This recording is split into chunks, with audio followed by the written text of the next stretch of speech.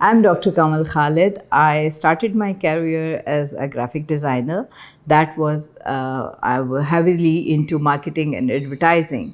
But eventually, over the years, I was steered towards art history, and then I did my MPhil and PhD in art history. And the focused area of my research was miniature painting and the South Asian arts. Within that context, I had been studying the city of Lahore, and in Lahore, of course, my most favorite place to be was Lahore Fort. And can you imagine, I've been visiting that fort since 90s. And during those days, I used to pass in front of a huge wall that had multiple images on it. And that wall fascinated me literally since the first day I set eyes on that. And this was the picture wall of Lahore Fort. And after years of my other research, other publications, other write-ups, I came upon an opportunity where I was asked to do a research on the picture wall of Lahore Fort. Now, this was like a dream coming true situation, and for that, I'm very much thankful to Walled City Lahore Authority that they invited me and they wanted me to write a monologue about this particular monument because this is in the process of conservation. So this is how the story started, and later on it was joined by Aga Khan Foundation and the World Bank, and there is this particular institution that I'll tell you the name, and that is Punjab Tourism for Economic Growth. So these four became the partners, and World Bank primarily sponsored it, and the result was a dream, and a dream in the shape of this book. Yes, this is the book that I worked on, and it took almost 5 years of my life. And first 3 to 4 years was all about the research, and then of course the layout, design and photography, because that was extremely important thing for me. Another fact associated to this book is कि इसका layout design और इसकी बहुत सारी photography जो है वो मेरे husband who is a graphic designer Khalid Nawaz उन्होंने की है, और इसकी जो Photoshop का प्रोसेस है, क्योंकि वो हर किताब के लिए ज़रूरी होता है पब्लिकेशन में जाने से पहले, तो जो फ़ोटोशॉप का एक प्रोसेस था that was adopted by him. तो अगर आप इस किताब को पढ़ते पढ़ते बोर हो जाएं तो फिर आप इसकी तस्वीरें एंजॉय कीजिए, और जब आप तस्वीरें एंजॉय करेंगे तो जहाँ बहुत से फ़ोटोग्राफर्स ने भी ऐड ऑन किया, लेकिन खालिद नवाज़ का रोल है वो प्रीडोमिनेंट है. The concept behind the book was that this should not be just a coffee table book, but it should be much more than that.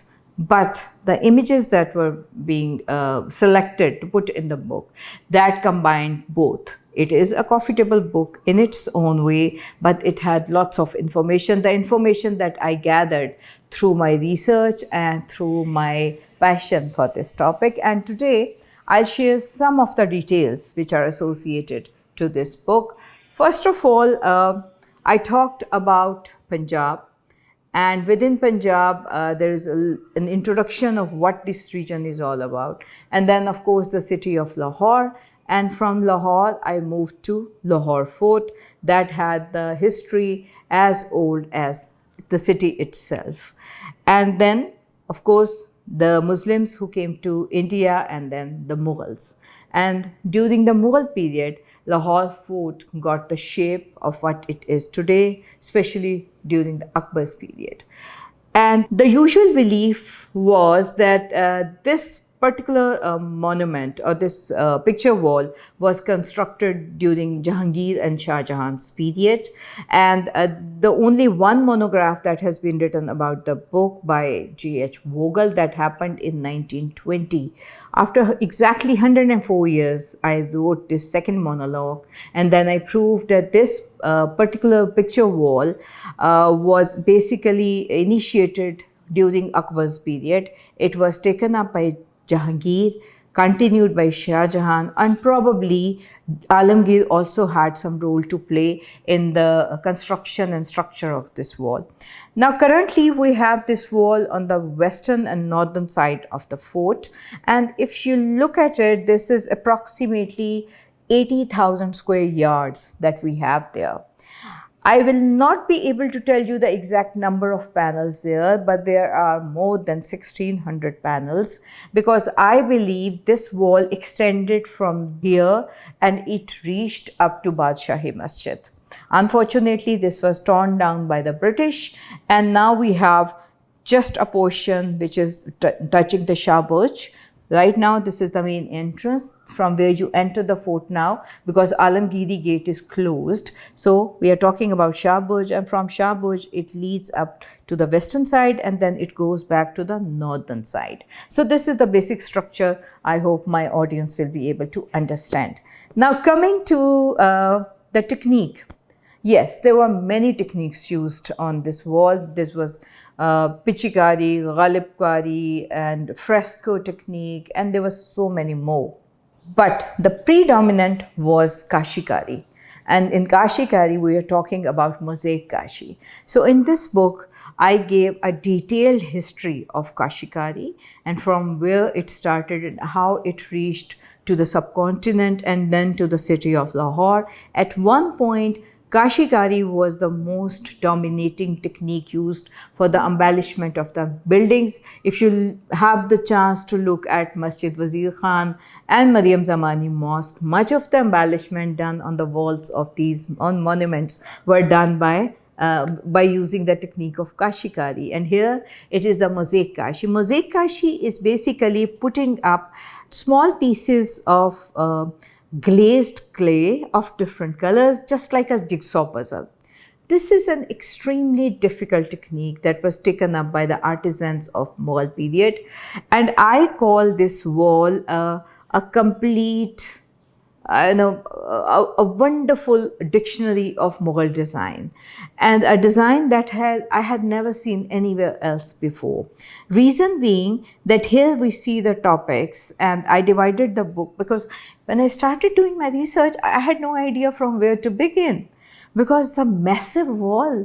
And then I gathered my kind of thoughts, and then I divided this wall according to the subjects.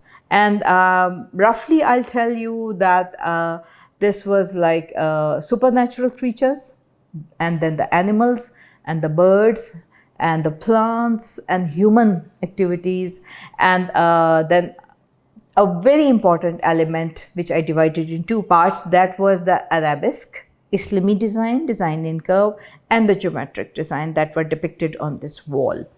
And none of the imagery, none of the design was repeated on this 80,000 square yard of a building. Can you imagine that they did not repeat a single line? If you see the repetition somewhere, that is due to some later conservation projects. It has nothing to do with the original. So it's a long topic. I'll just touch a few of them. And one subject which is very close to my heart, that is the supernatural creature. And I'll show you just one example, one very small example that I have picked up, and that is these, I'm sorry, I'm being a bit clumsy, but I think this will do. These are the fairy-like creatures that are made on the arches of the wall.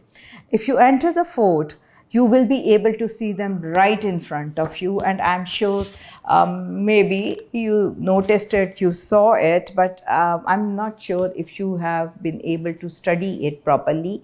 The reason being that the distance and the height of this wall is so much that it's literally impossible, and I was able to study it in detail because I took up lots of photographs, and then I would load them to my laptop, and then believe me, I spent nights studying them.